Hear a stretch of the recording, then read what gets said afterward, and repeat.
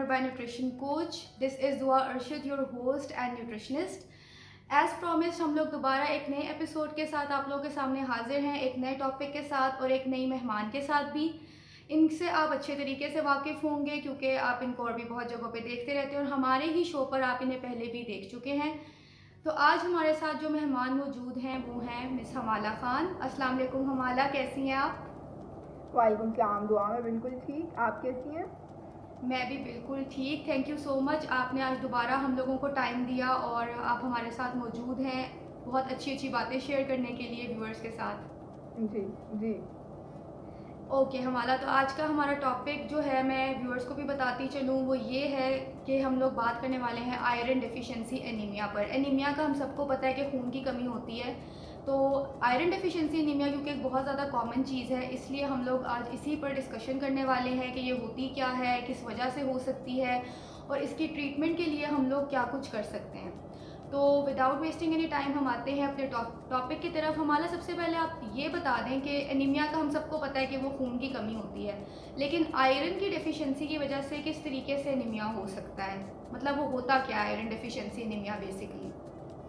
Thank you so much दुआ, मुझे अपने बुलाने के लिए इस चैनल पर, और दूसरा इतना इम्पोर्टेंट टॉपिक चूज़ करने के लिए, क्योंकि इसके बारे में बात जो है वो कम हो रही है, लेकिन इसका जो है प्रेवलेंस वो बहुत ज़्यादा बढ़ चुकी है, बहुत सारे लोगों में बहुत कॉमन है। अगर आयरन डेफिशिएंसी एनीमिया की बात करें तो जब बॉडी से एचबी का लेवल यानी कि हीमोग्लोबिन का लेवल कम हो जाता है तो हम कहते हैं कि ये पेशेंट जो है ये आयरन डेफिशिएंट एनीमिक है, यानी कि ये एनीमिक है। इसमें इस तरह से होता है, अगर फीमेल्स में देखा जाए तो एक सर्टेन वैल्यू होती है, बहुत सारे केसेस में वैल्यूज़ डिफर भी कर रही होती हैं। मोस्ट अप्रोप्रिएट देखा जाए तो 11.5 से अगर कम हो रहा हो तो फीमेल्स आयरन डेफिशिएंट होती हैं, यानी कि एनीमिक होती हैं। और इसी तरह से अगर मेल्स में देखा जाए तो उनका लेवल अगर 12.5 से कम आ रहा हो तो हम कहते हैं कि मेल्स जो है वो आयरन डेफिशिएंट और एनीमिक है। तो ये जब आप अपनी स्क्रीनिंग करवाते हैं, हीमोग्लोबिन का, एचबी का, सीबीसी का टेस्ट करवाते हैं जिसमें आपकी एचबी की वैल्यू आती है, जिससे हमें पता चलता है कि ये पेशेंट आयरन डेफिशिएंट है या नहीं है, यानी कि इसकी बॉडी में आयरन लेवल्स क्या जा रहे हैं, इसकी बॉडी में एचबी का लेवल क्या है, खून का लेवल क्या है, रेड ब्लड सेल्स बन रहे हैं नहीं बन रहे, अगर बन रहे हैं तो किस मिकदार में बन रहे हैं। तो ये सारी चीज़ें जो हैं ये काउंट होती हैं एक आयरन डेफिशिएंट पेशेंट में। जी दुआ।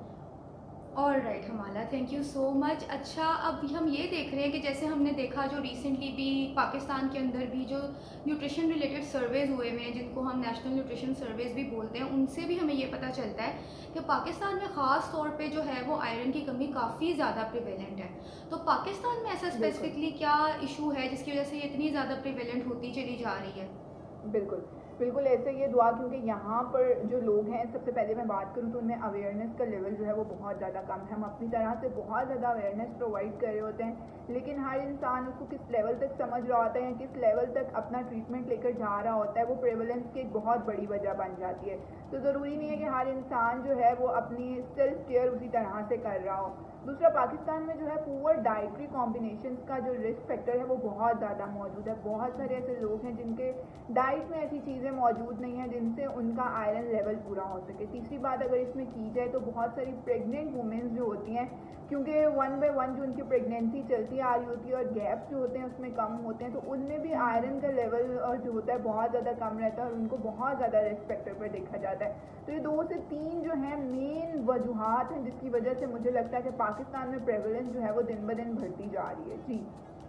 आपकी बात से मुझे वैसे ये अंदाज़ा हुआ है कि पाकिस्तान का मेन मसला एजुकेशन है, तो आई थिंक कि एजुकेशन पे काम करना पड़ेगा तभी लोगों में अवेयरनेस आएगी बिल्कुल और फिर ऐसे ही ही है। इसका कुछ हो सकता है। अच्छा, तो अब हमने ये बात कर ली कि पाकिस्तान में क्या वजूहात हैं। आप वैसे बता दें कि ओवरऑल जो ये मसला है आयरन डेफिशिएंसी एनीमिया का, इसके कॉजेज़ या इसकी वजूहात होती क्या हैं? बिल्कुल। 2 वजूहात के बारे में बात करें तो जैसे हमने कुछ वजूहात का ज़िक्र कर लिया कि प्रेग्नेंट वुमेन जो होती हैं वो बहुत ज़्यादा रिस्क फैक्टर पे होती है, क्योंकि ड्यूरिंग प्रेगनेंसी फीटस जो होता है वो उनका सारा आयरन एब्जॉर्ब कर लेता है, जिसकी वजह से मदर्स जो होती हैं वो आयरन डेफिशिएंट हो जाती हैं और उनको आयरन जो है वो नॉर्मल से ज़्यादा रिक्वायर्ड अमाउंट में चाहिए होता है ताकि वो किसी न किसी तरह से अपनी बॉडी में आयरन को पूरा कर सके। इसी के साथ साथ बहुत सारे ज़ियाबतीस के मरीज़ होते हैं जो इस स्टेज पर पहुंच जाते हैं जहां उनका ज़ख़म भरने का जो प्रोसेस है वो बहुत ज़्यादा स्लो हो जाता है या कुछ कंडीशंस में स्टॉप हो जाता है। तो वो वाली जो कंडीशन होती है जिसमें खून बहुत ज़्यादा बह रहा होता है, तो अल्टीमेटली जब बॉडी से ब्लड लॉस बहुत ज़्यादा हो रहा होगा तो आप किसी ना किसी तरह से अपना आयरन जो है, हीमोग्लोबिन आपका कम हो जाएगा और ब्लड लॉस ज़्यादा हो रहा होगा, जिसकी वजह से आप आयरन डेफिशिएंट हो सकते हैं। इसके अलावा बहुत सारे लोगों में किसी ना किसी तरह से गैस्ट्रो इंटेस्टिनल ब्लीडिंग स्टार्ट हो जाती है, इंटरनल ब्लीडिंग स्टार्ट हो जाती है, जिसकी वजह से भी आपका आयरन लेवल जो है वो बहुत ज़्यादा कम हो सकता है। इसके साथ साथ अगर एक मेन कोर्स देखा जाए तो उसमें यह है कि बहुत सारे पेशेंट्स ऐसे होते हैं जिनकी बॉडी में रेड ब्लड सेल्स की प्रोडक्शन बहुत ज़्यादा कम हो रही होती है, या तो वो उस तरह से बन नहीं रहे होते, और अगर बन रहे होते तो उनका डिस्ट्रॉय होने का प्रोसेस बहुत ज़्यादा हो रहा होता है। तो ये कुछ वजूहत हैं, जिन कॉजेज़ हैं जिनकी वजह से आयरन डेफिशिएंसी जो है बहुत ज़्यादा देखी जा रही है। मतलब जिन भी कॉजेज़ के अंदर हमारा खून का ज़िया हो रहा है उसके अंदर ये बिल्कुल। चीज़ ज़्यादा जो है वो देखी जाती है। बिल्कुल ऐसे। ठीक है हमारा, तो अब हम बात कर लेते हैं कुछ ऐसी हमारी ग़िज़ाई चीज़ों की जिनके अंदर से हमें आयरन बहुत अच्छी मिकदार में मिल सकता है। मतलब इसके रिच सोर्सेज़ क्या हैं, आप वो थोड़ा-सा हमारे व्यूअर्स के साथ शेयर कर दें और कुछ ऐसे कॉम्बिनेशंस भी बता दें जो हमें अवॉइड करने चाहिए ताकि आयरन जो है वो अच्छे तरीके से हमारे जिस्म में एब्ज़ॉर्ब हो सके। बिल्कुल दुआ, ये बहुत इंपॉर्टेंट क्वेश्चन है क्योंकि डाइटरी हैबिट्स जो हैं वो एक आयरन डेफिशिएंट बंदे को आयरन डेफिशिएंसी से प्रिवेंट करने में बहुत मदद करती हैं, क्योंकि अगर हम अपनी डाइट को ठीक कर लेंगे तो अल्टीमेटली हम इन सारी किस्म की वजूहत से बच सकते हैं। जिसमें सबसे पहले अगर दुआ में बात करूँ तो आयरन रिच चीज़ों का इस्तेमाल हमें ज़्यादा करना चाहिए, जिसमें हमारे पास चिकन आ जाता है, एग्स आ जाते हैं, हमारे पास लेंटल्स आ जाते हैं, जिसमें डिफरेंट किस्म की दालें आ जाती हैं, बीन्स आ जाते हैं। ये तमाम चीज़ें ऐसी हैं जो कि हमारे पास आयरन रिच हैं। इसी के साथ साथ देखा जाए तो हमारे पास वेजिटेबल्स में पालक बहुत ज़्यादा आयरन रिच चीज़ है। तो बहुत सारी प्रेग्नेंट वूमेन, जिसके साथ साथ मेल और फीमेल जो भी इस कंडीशन से सफ़र कर रहे हैं, वो इन चीज़ों को अपनी डाइट में ज़रूर इस्तेमाल करें, ठीक है। क्योंकि अंडा बहुत सारे लोग कंज्यूम नहीं कर रहे होते हैं, चिकन का इस्तेमाल कम हो जाता है। अगर आप वेजिटेरियन और इन चीज़ों को नहीं पसंद करते तो आप दालों की तरफ आ सकते हैं, उनका इस्तेमाल करें ताकि किसी ना किसी तरह से आयरन रिक्वायरमेंट पूरी हो रही हो। इसी के साथ साथ आपने कॉम्बिनेशंस की बात की, तो बिल्कुल मैं बताना चाहूँगी कि एक बड़ा कॉमन सा कॉम्बो है कि अगर आप आयरन को कैल्शियम के साथ लेंगे तो कैल्शियम आयरन को एब्जॉर्ब नहीं होने देगा। जिस दिन हमें ये बात समझ आ जाएगी उस दिन हमारी आयरन डेफिशिएंसी का लेवल जो है वो ख़त्म होना शुरू हो जाएगा। इसमें इस तरह से है कि बहुत सारे लोग अंडे के साथ चाय का इस्तेमाल कर रहे होते हैं, तो अंडे से जो आयरन ले रहे होते हैं वो चाय में मौजूद दूध के अंदर जो कैल्शियम है वो उसको एब्जॉर्ब नहीं होने दे रहा होता। तो दोनों चीज़ें बॉडी में तो जा रही होती हैं लेकिन वो पुअर कॉम्बिनेशन की वजह से एब्जॉर्ब नहीं हो पा रही होती। इसी के साथ साथ देखा जाए तो हम चटनियों का इस्तेमाल कर रहे होते हैं डिफरेंट चिकन पीस के साथ और डिफरेंट चीज़ों के साथ, तो जो हमें चिकन से आयरन मिल रहा है वो हमें दही वाला कैल्शियम जो है वो एब्जॉर्ब नहीं करने दे रहा होता। मेरी बात बहुत सारे लोगों को अजीब लगेगी क्योंकि ये बहुत वियर्ड कॉम्बिनेशन है जो सोसाइटी में बहुत नॉर्मल है और इनका इस्तेमाल किया जा रहा होता है। इसमें मैं एक चीज़ ऐड ऑन करती जाऊँ कि ऐसे कौन से कॉम्बिनेशन हैं जिसका इस्तेमाल हम कर सकते हैं। जैसे कि आयरन का इस्तेमाल अगर विटामिन सी रिच चीज़ों के साथ किया जाएगा तो वो उसकी एब्जॉर्प्शन को इन्हेंस कर देगा, यानी कि बढ़ा देगा। अब आयरन रिच चीज़ें कौन सी, विटामिन सी रिच चीज़ें कौन सी हमारे पास, इसमें आप ग्रीन चिलीज़ ले लें, हरी मिर्चें ले लें, टमाटर ले लें, नींबू ले लें। इस तरह की किसी चीज़ का इस्तेमाल अगर आप इन चीज़ों के साथ कर रहे हैं तो वो इंशाल्लाह आपके आयरन एब्जॉर्प्शन को बढ़ा देगा और आप डेफिशिएंसी से बाहर निकल आएंगे। बिल्कुल ऐसे ही है। अब फॉर एग्जांपल आपने अंडे और चाय की बात की थी, तो अगर हम देखा जाए तो उस चाय को अगर हम किसी ऑरेंज जूस के साथ रिप्लेस करते हैं तो आई थिंक हम लोग आयरन को बेटर तरीके से एब्जॉर्ब करवा सकते हैं। बिल्कुल बिल्कुल ऐसा ही है, बिल्कुल ऐसा। बस ऐसे ही है, लोगों को अवेयरनेस की ज़रूरत है। तो अब क्योंकि यही आजकल बात समर्स जी हैं जी तो मैम। समर्स में ऑरेंज जूस का इस्तेमाल आप क्योंकि प्रोसेस नहीं हमारे पास होता, ऑरेंजेस अवेलेबल नहीं होते हैं, आप नींबू पानी का इस्तेमाल कर सकते हैं ताकि आपकी डिहाइड्रेशन का मसला भी हल रहे और आयरन एब्जॉर्प्शन का मसला भी हल हो जाए। ये आपने बहुत अच्छी ऑप्शन दी है एंड आई होप के लोग इसको इनकॉर्पोरेट करेंगे और इस पर सोचेंगे। अब हम चलते हैं अपनी रेसिपी की तरफ जो हमेशा हमारे एपिसोड का एक पार्ट होती है, हमारे टॉपिक से रिलेटेड होती है। और आज हमारे एपिसोड के लिए जो हमें रेसिपी प्रोवाइड की है वो हमें बहुत ही हमारी काबिल न्यूट्रिशनिस्ट जवेरिया अहमद ने की है। तो आइए हम उनकी तरफ चलते हैं और देखते हैं कि उन्होंने हमें क्या रेसिपी रिकमेंड की है। Thank you so much Dua, it's really good to be a part of the episode today. जैसा कि आज का हमारा टॉपिक एनीमिया है तो मैं आप सबके साथ एक ड्रिंक शेयर करूंगी जो कि है beetroot juice. So let's start.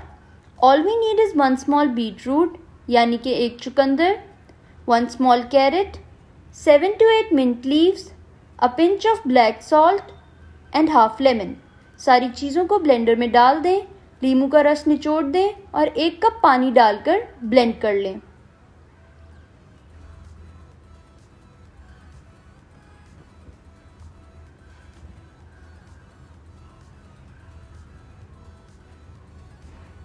Now it is ready.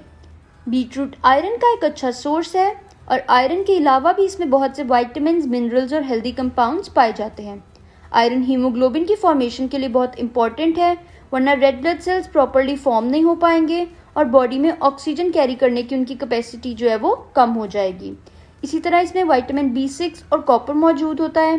B6 जो कि रेड ब्लड सेल्स की फॉर्मेशन में इंपॉर्टेंट रोल प्ले करता है और कॉपर बॉडी में आयरन की प्रोडक्शन को प्रमोट करवाता है। लेमन जूस विटामिन C का एक अच्छा सोर्स है और बीट रूट में भी विटामिन C प्रेजेंट होता है। विटामिन C आयरन की एब्जॉर्प्शन बॉडी में इंक्रीज करवाता है। मिंट लीव्स भी आयरन का एक अच्छा सोर्स है। कैरेट में ओवरऑल बहुत सारे हेल्दी न्यूट्रिएंट्स प्रेजेंट होते हैं, तो इन सब का मिक्सचर ये बीट रूट जूस एनीमिया के लिए बहुत ज़्यादा हेल्पफुल साबित होता है। Thank you. दुआ, over to you. Okay, thank you so much Javeria for your valuable recipe and information as well जो आपने उसके साथ हमारे व्यूअर्स को दी है। अच्छा हमारा, अब हम वापस आपकी तरफ आते हैं। हम बात करते हैं सप्लीमेंट्स की, कि सप्लीमेंट्स जो आयरन के होते हैं वो आयरन उनमें किस फॉर्म में प्रेजेंट होता है और किस फॉर्म वाले सप्लीमेंट्स जो है वो ज़्यादा जो है वो अच्छे तरीके से काम कर सकते हैं और आयरन को ज़्यादा बेटर एब्जॉर्ब करवा सकते हैं। आप उसके बारे में कुछ बताएं।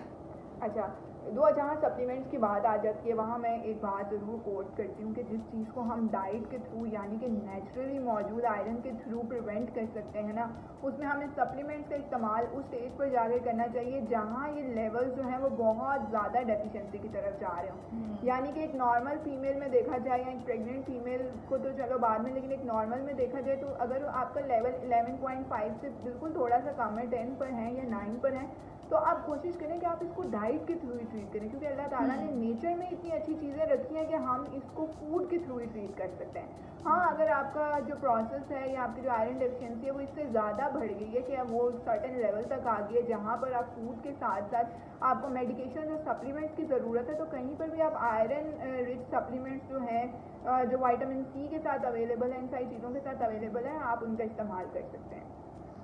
ठीक हो गया हमारा। अच्छा, इसी के साथ हमारे एक व्यूअर का क्वेश्चन भी है जो कि अलिशा है लाहौर से, और उनका ये क्वेश्चन है कि सप्लीमेंट्स के बगैर भी हम पूरी कर सकते हैं, और वो बात वैसे आपने काफ़ी हद तक बता दी है। और उनका मेन क्वेश्चन ये है कि वो ऐसे कौन से केसेस होते हैं जिसमें सप्लीमेंट्स का यूज़ नेसेसरी हो जाता है, क्योंकि अकॉर्डिंग टू हर वो कोशिश करती है अपनी डाइट से पूरा करने की, बट उनका नहीं हो पाता। अच्छा, वो हो सकता है अलिशा अपने फूड ग्रुप्स में ये गलती कर रही हूँ कि वो पुअर फूड कॉम्बिनेशन ले रही हूँ। अगर तो पहले ये आप कर रही हैं तो सबसे पहले आप इसको ट्रीट करें, ठीक है। सेकेंडली मैं आपको यही कहूँगी कि वही एक सर्टेन लेवल की बात करेंगे कि हम लोग तो कोशिश करते हैं कि ज़्यादा प्रेग्नेंट फीमेल्स या वो लोग जिनका ब्लड लॉस बहुत ज़्यादा हो रहा है उनको हम मेडिकेशन या सप्लीमेंट्स की तरफ लेकर जाएं, बाकी लोगों को हम डाइट के थ्रू ही ट्रीट करवाएं। तो मैं यहाँ पे ये बात ज़रूर कोट करना चाहूँगी कि whatever level you are on iron deficiency, या फिर अगर आपको लग रहा है कि आपकी आयरन डेफिशिएंसी पूरी नहीं हो रही, तो कोशिश करें कि आयरन रिच चीज़ों का इस्तेमाल ज़्यादा करें, ऐसी चीज़ें ढूंढें जिसके अंदर आयरन मौजूद है। पालक का इस्तेमाल ज़रूर करें, अंडों का इस्तेमाल ज़रूर करें, चिकन का इस्तेमाल ज़रूर करें, और उन चीज़ों के साथ उसका इस्तेमाल करें ताकि वो उनकी विटामिन C के साथ इस्तेमाल करें ताकि आपकी एब्जॉर्प्शन जो है वो इन्हांस हो जाए। जी दुआ।